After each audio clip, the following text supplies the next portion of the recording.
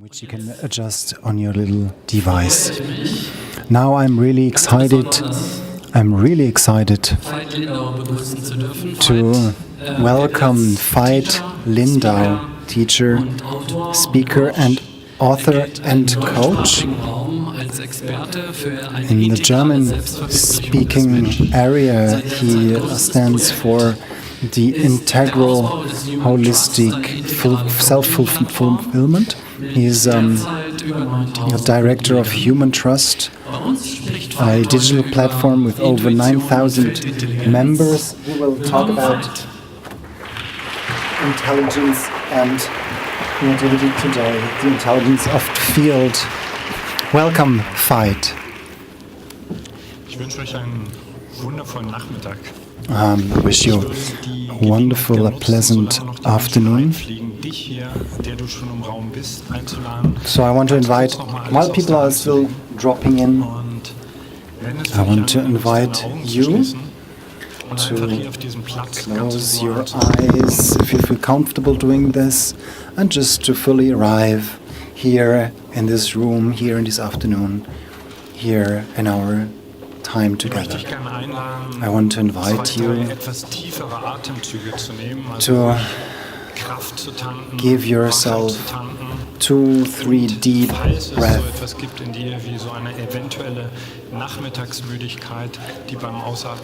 And if just in case there is something like a little afternoon sleepiness, to exhale it, then to inhale again. Keep your breath for a moment, and while you're exhaling, to arrive in an even deeper presence here and now on the chair that you're sitting on. I want to invite you to take a third really deep breath, to hold your breath for a moment, and while you're exhaling, to allow your consciousness to arrive here in this present moment, fully and totally on this chair on which you're sitting, in this room in which you are, with the people that surround you, with all the noise that you can hear. And as I said, just if it's comfortable, if you feel comfortable with it, then close your eyes just for a moment and look back on this day, from the moment this morning when you got up until now. I invite you to go back to that moment this morning when you opened your eyes, when you were lying in bed. I don't know what was your basic feeling for this day. Was there a kind of a prayer, a wish, an intention for this day? Remember your way here in this beautiful hall, the inspiring speakers until now, what you've heard.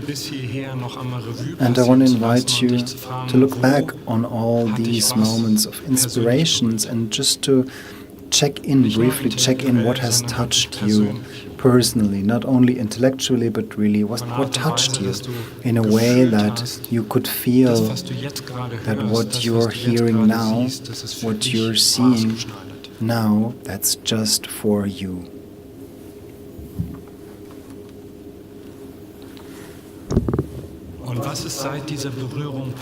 And what's happened since this touch? So erlaubst du dir, diesen Wellen des Bewusstseins in dir weiter nachzugehen.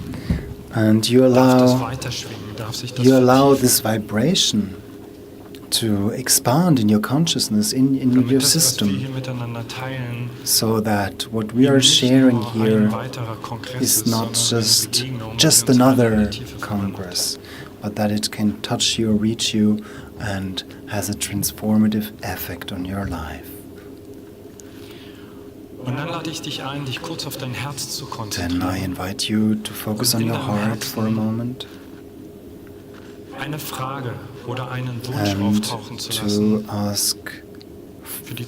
let a question arise for the second half of the day, may be a wish, it may be a question. So, if you come from a point that every second of your life is infinitely precious, what is your deepest wish for your time being here? What can be fulfilled?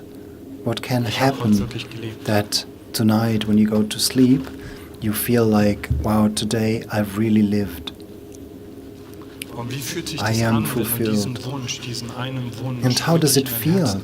How does it feel when you have this one wish, when you really take it into your heart, when you connect with yourself beyond your head?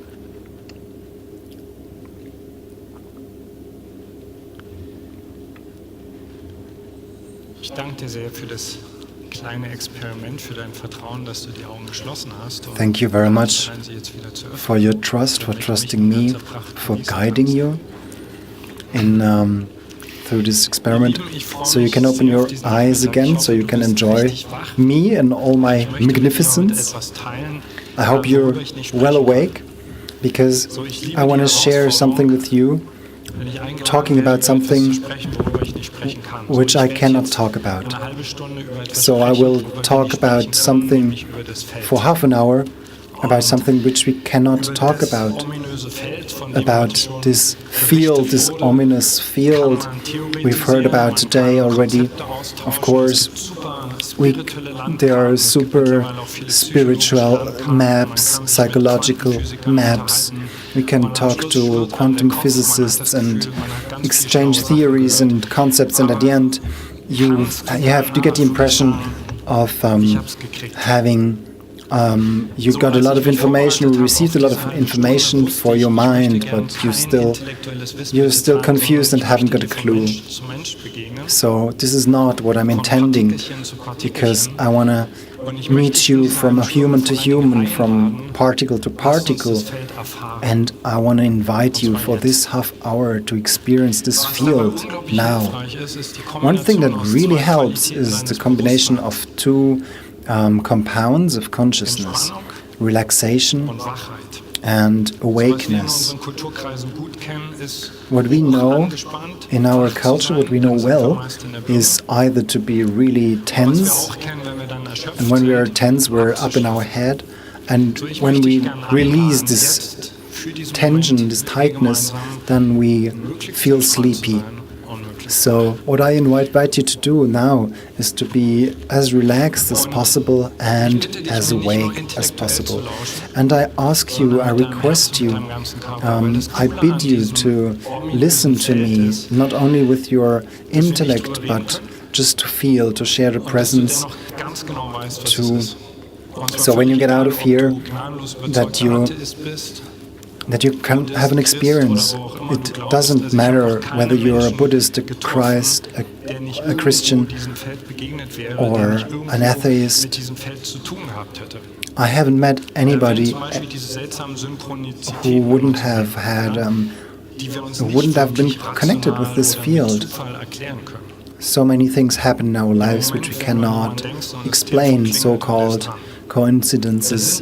Someone calls, and the moment before you thought that the phone's going to ring, and then you have these life decisions. Very often people ask me in my counseling sessions, and should I be with this partner or not, or go on with this partner or not, and suddenly the decision happens, it appears, and you can't explain how does it come about. Or if you're a businessman, the really cool, really crazy, the really great decisions that you've taken, it hasn't come out of a business plan. I've been doing business for 25 years, and until now, I haven't made one single business plan. But as soon as I sit down and start wrapping up things into numbers, it doesn't happen, because it's not me. So when you remind all those really important life decision that you've taken, you will notice that it wasn't you, they just came about and you don't know how it happened. The field does touch us when we have sex and are not only in it with our dick, but also with our whole heart. And you realize that you're holding yourself in your arms when you're with your partner. One of the main reasons for saying you, like you, personal you, German, to you is that the more that I experience the field, the less I feel separate and the more I feel one with everybody. So what does it do to you that there's this guy standing here in front and saying, I know deeply that I'm talking to myself here, that everybody in this room here is my own self. I have brought a blanket to explain something which we cannot talk about. If this is this ominous field, then everybody here in this room is just all these beautiful bodies sitting here are just like a nipple on this blanket, a form coming out of the field, appearing at form for a moment and disappearing at some time. So one possible reaction to this is, you could say, yes, Veit, we're all one. If you belong to those people who believe in this, believe in the field, then I want to invite you to just examine if you live this truth. Just a spiritual belief in unity, or it is the next stumbling stone to really experience it.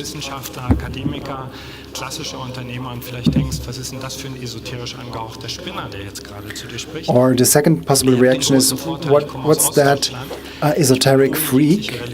And I have the advantage that I was born and raised in the eastern part of Germany.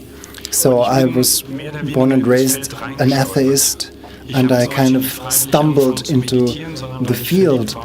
I haven't started to meditate out of free will, if you so want, because I meditated for the first time in my life because my girlfriend went to this meditation workshop, and so I thought I couldn't let her go alone. So I was 10 days in this meditation course, which was really difficult for me for most of the time, but there were also these experiences where I completely disappeared and I was fully awake. And when you start to dive into the field, then at some point you feel that all the people are crazy who believe in separation. Because when we really look at it, this illusion crumbles totally. It starts with a vibration of the sound, so words come out of my mouth, hopefully cool thoughts translated into cool words, vibration reaching your ears, and hopefully inducing cool stuff within you. So vibration connects us, sound connects us. Your emotional vibration does connect with your neighbors. This is not esoteric. It's not esoteric bullshit, but it's scientifically proven.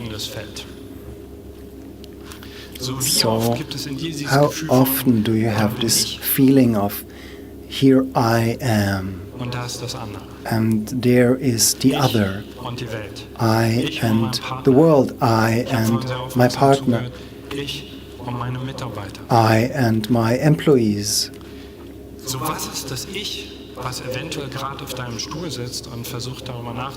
So what is this I?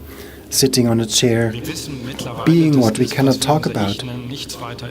We do know now that what we believe to be our personality, our ego, is just an algorithm, is a story that we keep repeating to ourselves. And we do not realize that we are permanently part of this or connected to this field. So the last big point is our body, that we do not believe in this field. I always call it lovingly this little sweet meat dumpling. So when I ask someone, where are you now? Then they point at their own physical body. And I invite you to look left and right and look at all those sweet meat dumplings in the room and to ask this question, not with your intellect, but in a meditative way. How do you know now where you start and the person besides you starts? Where is the limit? Well, you can say, Veit, I see the limit. A quantum physicist would say, no. A quantum physicist would say that this meat dumpling consists of 99.999 and so on percent of empty space. So if you would take out of this empty room, out of your physical body, then we would have this little grain of dust, of matter. Then we could ask, is that me? This little grain of dust? And the quantum physicist would say, no. This is the dualism of the particle and the wave. So what we are, or what we think we are, it's blinking, it's there and it's away, and it's there and it's away. Well, we can't understand it, can we? But sometimes when I'm in an argument with my wife, then I remember that I'm just having an argument with a particle being. So it appears so huge, it appears so maybe even threatening, because I'm focusing my thoughts on it so intensely. So some of you who are really scientifically oriented, when we go deeper and deeper and deeper, nothing remains. But every physicist would agree that there is no possible separation. When I breathe, then I exhale about 10 by 22 atoms, and if I have a bad breath, then it's bad for you. So we live in this huge quantum soup, as quantum physicists say. And this field has three main qualities. Firstly, it's omnipresent. It's everywhere. For me, it's really fascinating, because especially in Germany, we're afraid of transparency. I'm actually convinced that we've always known everything about everyone, because every embarrassing thought that I've ever had on the toilet, it's in the field. So in this little particle of nothing, the information of the whole quantum field is entailed. I cannot imagine this, but I don't need to travel to India to find the next good, creative, innovative, intuitive inspiration for my business, because it's always here and now. And the third quality that I love most, it's omnipotent. The field doesn't know, it doesn't work. So if you want to know whether you're plugged into the field, then you can test yourself. If you think like it doesn't work or I cannot, then you're not connected. So it's omnipotent. And if you've read spiritual writings, then it may ring a bell in your head, and you might say, well, I've heard that, I've read that, because 3,000, 4,000, 5,000 years ago there were people who did not have science, but they just sat down and shut up and looked at themselves and explored themselves. I call those people mystics, because these are people who closed their eyes and said, I don't want to believe, I want to experience. And most interestingly, those people had the same experience as the quantum physicists find today. So the mystics of all times, they always tried to express that. When you sit down, when you shut up, when you really look at yourself, when you dive into yourself down. And thank you for the presentation before, because it clicked once again with the brain, because it illustrates so well that at some moment you just dive into the field, you fall into the field, and you realize that it has three qualities. Sat, it's omnipresent. Chit, it's all-knowing. And Ananda, it is full of bliss. Why? Because it's omnipotent. Why is this? Because I realize, I know deeply that I am a multiverse and I can expand endlessly. So what an Indian mystic expressed thousands of years ago is the same thing that quantum physicists find today. It's so fascinating. And the cliche that I often hear from my clients is, oh yes, the banker. But why is it that bankers and scientists today start to get interested in this field? Because our rational mind has actually kind of is at its end. My little human brain can only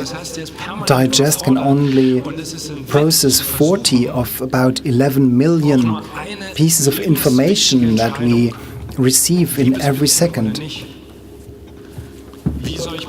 When it comes to decisions like how to develop my business, should I enter in a relationship with this partner or not, our rational mind cannot give us answers. Why now? Because now complexity is so much growing, and I do not know anyone who doesn't say, I'm not overwhelmed by the amount of decisions that I have to take every day. So there is one possibility to say, I will leave my decisions up to artificial intelligence, and our smartphones do a huge amount of work in our lives already, and it's gonna get more. But the good news is that you are part of this field here and now, and it's easier than easy to plug into this field, and if you have the trust to do so, you can receive, not even take or make decisions, but receive decisions. So my invitation is to, during this whole Congress, this workshop, besides all of this knowledge that you're receiving, this intellectual knowledge, to relax. And because the two components, to repeat, that you need is relaxation and awakeness. So who wants to make an experience of this? We will dive into this deeper in my workshop. I brought you just a little piece of a movie by Robert Redford, And superficially seen, it's about playing golf, but in depth, it's a modern interpretation of the Bhagavad Gita. And there's this situation in which the caddy explains to the golfer the field. Do you see Bobby Jones? Okay, let's see. Make space for him. Go for it, Bobby.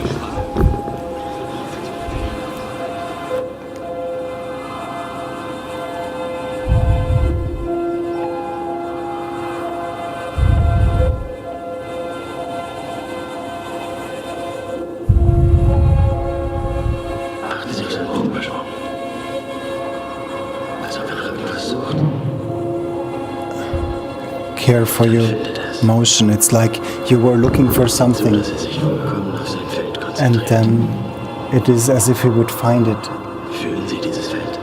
Do you feel this field, the field he connects with? He has to decide for one hit, and there are so many different possibilities, but there is only one hit which is authentic, which is one with the field, which is in harmony, and this single one strike is in harmony with him. The strike finds him. It's just like stepping to the side and let the strike find you. You see, he's found his field.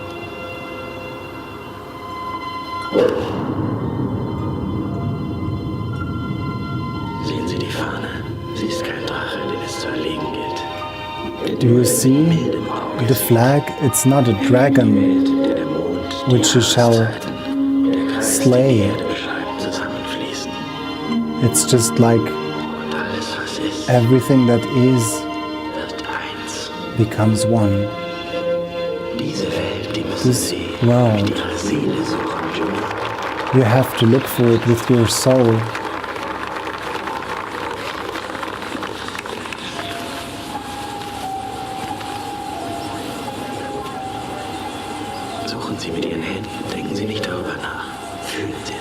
Just go and feel with your hands. Your hands are wiser than your head ever will be.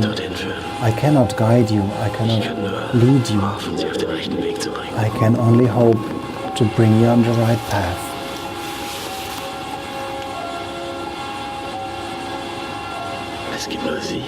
There's only you, the ball, the flag, and what you are. Look with your hands and do not think. There is only you, only one strike, which is in total harmony with the field, and there is your harmonious strike.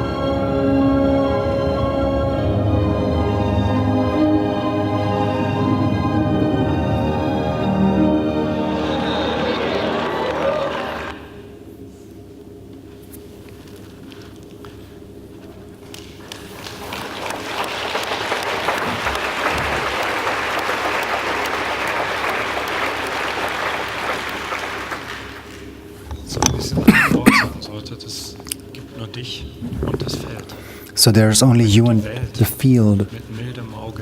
If you see the world with a tender eye,